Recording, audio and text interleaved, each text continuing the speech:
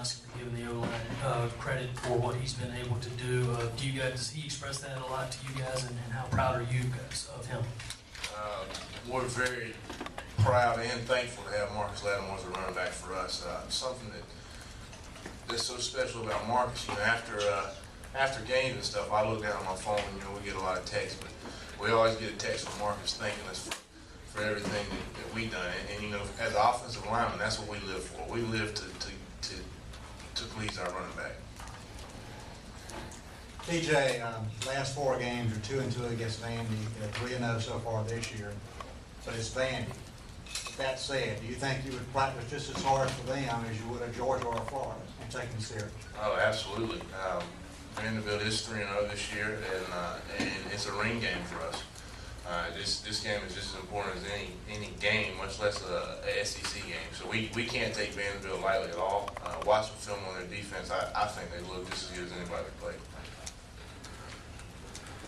Just following up with that, do you think maybe guys in the league today don't look at Vandy with the same sort of derision that it has in the past? I mean, bowl game, they've beaten you guys twice in the past couple of years.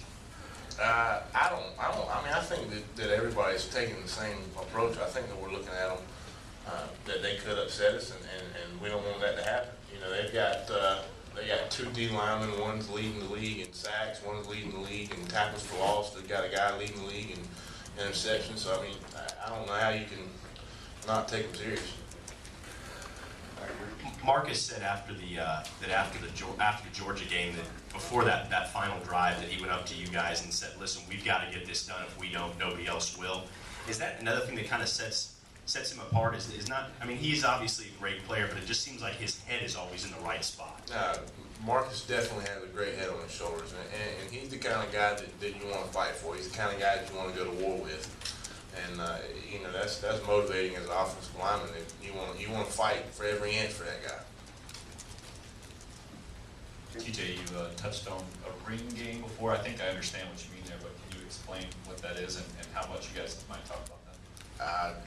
Well, our goal is to win the SEC championship and ring. You know, we want to ring too. We want to win every SEC game, and we want to eventually get to the championship.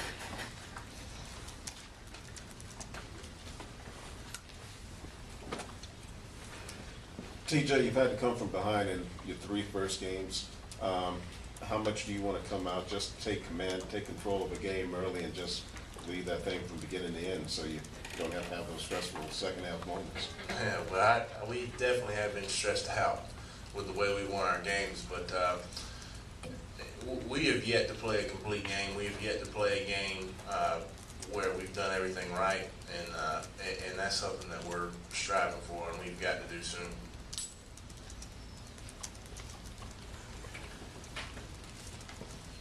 What's been the biggest difference in the performance of the offensive line this year as opposed to last? I think that one huge advantage we have is that we have the same coach 2 years in a row, and I think that makes a huge difference.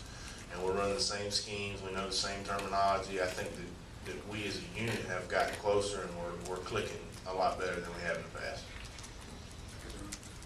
After last week's game against Navy, do you feel like the offense is moving in the right direction in terms of balance? I know the first couple of weeks the passing game was struggling. Look at last week, Garcia 72% completion rate against Navy, and the offense seemed it's a little bit more balanced against the midshipmen. I don't think that we as offense have played anywhere up to par, and you know, yeah, we had a decent running game last week, and you know, but I don't feel like we played anywhere close to our potential, and I still feel like we have a long way to go. TJ, I've got to ask, obviously, yesterday South Carolina found out about the NCAA investigation. As an athlete, how difficult is it for you when you meet people, when you meet some of these fans, to keep those kind of rules in the back of your mind about, you know, what contact's permissible, what's not permissible? Is that hard to do? Yeah, I mean, because there's so many different rules and regulations that you have to abide by, but you know, we have a great compliance team around here to tell us what we can and what we can't do. So, you know, we try and make sure we do everything correct. Anything else for TJ?